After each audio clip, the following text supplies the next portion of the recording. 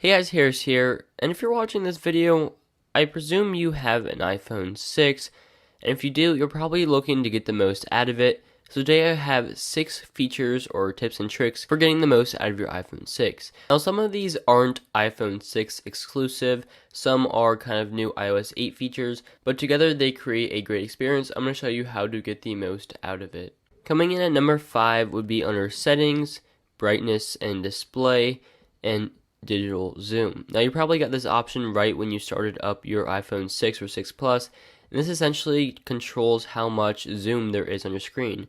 So maybe you don't have the greatest eyes in the world, so you want to have a little bit bigger icons and text, and you can do that. You can have the standard, which kind of scales everything down, and then you have the zoom, which scales everything up to make it easier to see. Coming in at number 5 would be camera improvements and enhancements.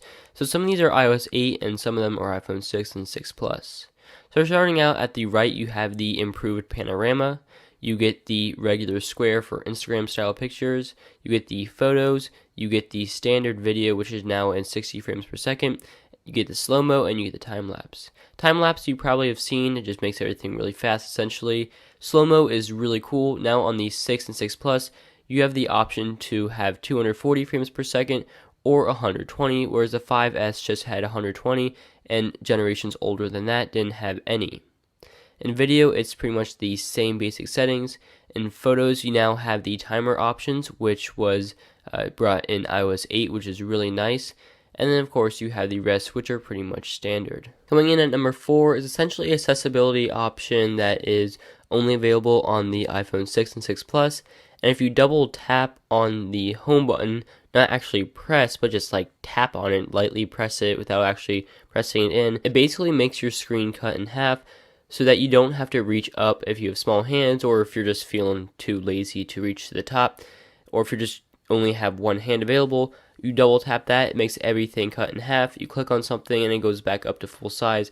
So this is great for navigating one hand or if you have small hands. For number 3, you'll want to dig into settings, general, and usage, and here you get some really awesome stats. You can see your battery usage, time since last charge, and you can also see how your battery is draining, what apps or services are using it the most. This is really cool if you want to monitor your battery, see what's draining it and what's not draining it. You also can get your storage options to see which apps are taking up the most space, and then your iCloud storage options as well. Coming in at number 2 is a feature that is definitely an iOS 8 feature, but it just has to be on this list. You probably know about this already, and this is custom keyboards. So if you don't really like the keyboard that's default, or if you just want something better, you can add your own custom third-party keyboard. Now there's a variety here, including TouchPal, Swipe, SwiftKey, and Flusky, which I've tried out, and they're all very nice. This essentially allows you to customize your keyboard, whether it's the color, whether it's adding swipe gestures, whether it's adding additional emojis, or whatever it be. You can customize your keyboard now, and this is an awesome feature that you should definitely try out. And rounding up my list at number 1 is something that was brought with the iPhone 5S, and that would be Touch ID.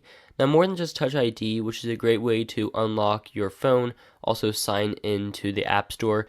Now, with third-party support, you can use Touch ID in apps such as Keeper or Amazon or a lot of other apps now, and I'll have a link in the description to all of the apps that currently support it. Hopefully more apps will kind of adapt to this and allow you to sign in or do whatever you need to with only your fingerprint, so you don't have to use passwords anymore. And Touch ID is also a very important part of Apple Pay, which is basically Apple's system of credit card management on your phone, so you can pay for things at stores with the NFC chip on this device.